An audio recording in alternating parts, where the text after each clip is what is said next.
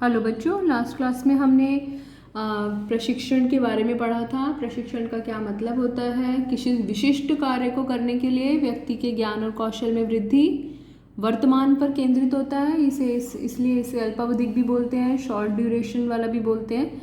दूसरा टॉपिक जो है जो हमने पढ़ना है वो है हमारा विकास, डेवलपमेंट।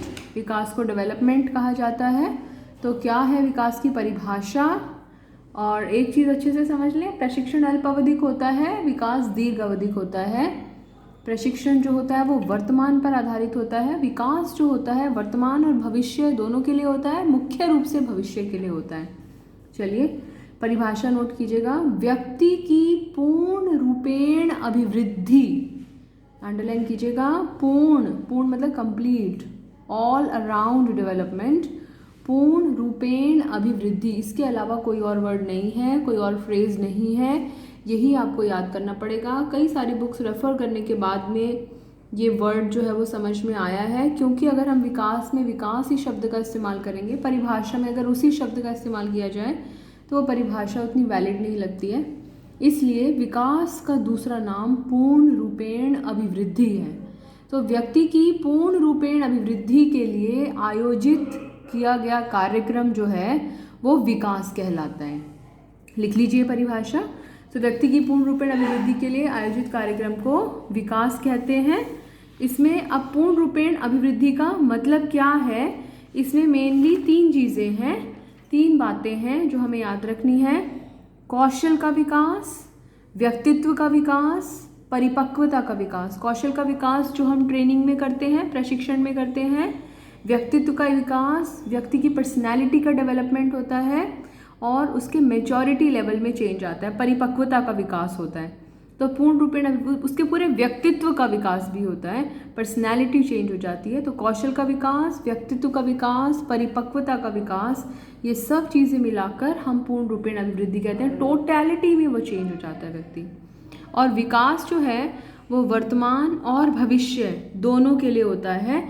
जैसे कि कौशल का विकास जो है वो केवल प्रशिक्षण है, लेकिन उसकी पर्सनैलिटी बदल गई, मैच्योरिटी लेवल आ गया, भविष्य के लिए वो व्यक्ति तैयार हो गया। तो इसलिए विकास जो है वो वर्तमान और भविष्य दोनों के लिए है। प्रशिक्षण अल्पकालीन है और विकास जो है वो दीर्घकालीन है। अब आगे बात करते हैं प्रशिक्षण और विकास में अंतर की। वीडियो को पॉज करके परिभाषा नोट कर लीजिए।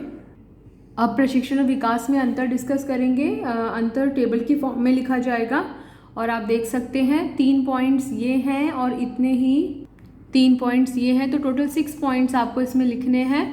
तो इसलिए पूरा एक पेज पे आप लाइन खींच सकते हैं। आधार के लिए कॉलम बना सकते हैं, एक कॉलम आधार के लिए, एक कॉलम प्रशिक्षण के लिए और एक कॉलम विकास के लिए बनाएंगे और एक एक करके उसको नोट करते जाएंगे। पहले वीडियो को पॉज करके ये टेबल बना लीजिए, फिर एक एक करके डिस्कस करेंगे। हाँ जी, सबसे पहले अर्थ परिभाषा हमने लिखी है। प्रशिक्षण की परिभाषा हमने लिखी थी, किसी विशेष कार्य को करने के लिए व्यक्ति के वर्तमान ज्ञान और कौशल में वृद्धि। यहाँ पर वर्तमान लिखना मैं भूल गई हूँ, तो आप यहाँ पर वर्तमान लिख लीजिए। किसी विशेष कार्य को करने के लिए व्यक्ति के वर्तमान ज्ञान और कौशल में वृद्धि प्रशिक्षण कहलाता है। और विकास की परिभाषा, व्यक्ति की पूर्ण रूपेण अभिवृद्धि के लिए आयोजित किया गया कार्यक्रम हमारा विकास कहलाता है। First point note down. Second point, उद्देश्य। क्यों प्रशिक्षण क्यों दिया जाता है, ताकि वो अपने काम को बेहतर कर सके। तो प्रशिक्षण देने का उद्देश्य होता है बेहतर कार्य निष्पादन, ताकि कर्मचारी अच्छे से काम करे। तो प्रशिक्षण का उद्देश्य कर्मचारी को बेहतर कार्य निष्पादन के योग्य बनाना होता है, ताकि वो काम को अच्छे से मन लगाकर कर सके। विकास में बार बार यही फ्रेज हमारा रिपीट होगा, विकास का उद्देश्य व्यक्ति की पूर्ण रूपेण अभिवृद्धि है।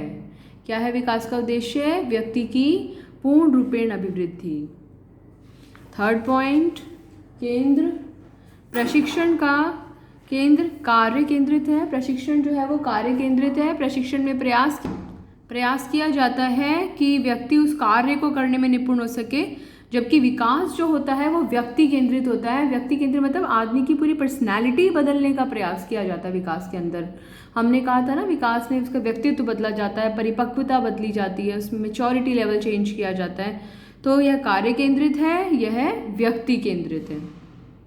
पहले वीडियो को पॉज करके ये तीनों पॉइंट्स नोट डाउन कर लीजिए, फिर अगले 3 पॉइंट्स पर चलते हैं। नेक्स्ट पॉइंट है हमारा क्षेत्र, स्कोप। प्रशिक्षण का क्षेत्र सीमित होता है और विकास का क्षेत्र व्यापक, या यहाँ पर हम इसको विस्तृत भी कह सकते हैं। क्या कह सकते हैं हम इसे? विस्तृत भी कह सकते हैं, बहुत बार विस्तृत वर्ड यूज होता है। तो प्रशिक्षण का क्षेत्र सीमित होता है क्योंकि इसमें केवल किसी विशेष कार्य पर जोर दिया जाता है, जबकि विकास का क्षेत्र विस्तृत होता है क्योंकि यह व्यक्ति के पूर्ण विकास पर जोर देता है। लिख लीजिए इसको।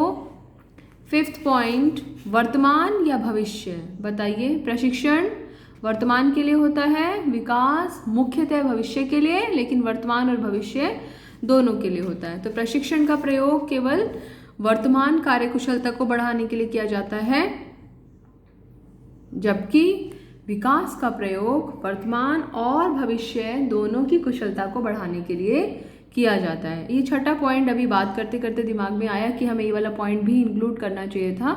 सो हमारा 6th पॉइंट जो है वो अवधि का है, ड्यूरेशन का है। प्रशिक्षण जो होता है वो अल्पकालीन होता है, अल्पावधिक, फॉर अ शॉर्टर ड्यूरेशन, और जो विकास है वो दीर्घकालीन होता है, आगे तक व्यक्ति के काम आता है। इसको जॉब ओरिएंटेड बोलते हैं, इसको कैरियर ओरिएंटेड बोलते हैं। जॉब ओरिएंटेड क्यों? क्योंकि उस काम को, उस विशेष काम को करना आ जाता है व्यक्ति में। कैरियर ओरिएंटेड क्यों? क्योंकि व्यक्ति अभी तो जो सीख रहा है वो सीख ही रहा है, आगे बढ़ने के लिए भी, अपने कैरियर में, अपनी लाइफ में आगे बढ़ने के भी लायक हो जाता है वो। तो 6 पॉइंट्स हैं प्रशिक्षण और विकास के, दोबारा से रिपीट करते हैं। सबसे पहला पॉइंट, अर्थ। प्रशिक्षण का मतलब विशेष कार्य को करने के लिए ज्ञान कौशल, वर्तमान ज्ञान कौशल में वृद्धि, और विकास के लिए क्या कीवर्ड याद रखेंगे? पूर्ण रूपेण अभिवृद्धि। दूसरा, उद्देश्य। प्रशिक्षण का उद्देश्य काम अच्छे से कर पाए, विकास का उद्देश्य उसका पूर्णतम विकास हो। केंद्र, एक कार्य केंद्रित, एक व्यक्ति केंद्रित। कौन सा कार्य केंद्रित?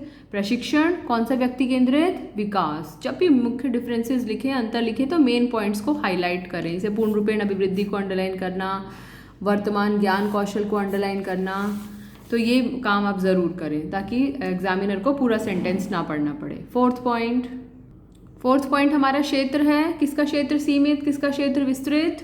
प्रशिक्षण का क्षेत्र सीमित, विकास का क्षेत्र विस्तृत। वर्तमान और भविष्य, वर्तमान के लिए प्रशिक्षण, वर्तमान प्लस भविष्य के लिए विकास। लास्ट पॉइंट, अवधि या ड्यूरेशन। कौन अल्पकालीन, कौन दीर्घकालीन? अल्पकालीन प्रशिक्षण और दीर्घकालीन विकास। ओके, इसे नोट कर लीजिए। अगले वीडियो में हम नियुक्तिकरण का महत्व डिस्कस करेंगे, जो कि हमारे इस चैप्टर का लास्ट टॉपिक है, और नेक्स्ट क्लास में आपका नियुक्तिकरण वाले चैप्टर का क्विज हम डिस्कस करेंगे। तो प्लीज़ इसके साथ में अच्छे से चैप्टर को तैयार करके आइएगा। Thank you.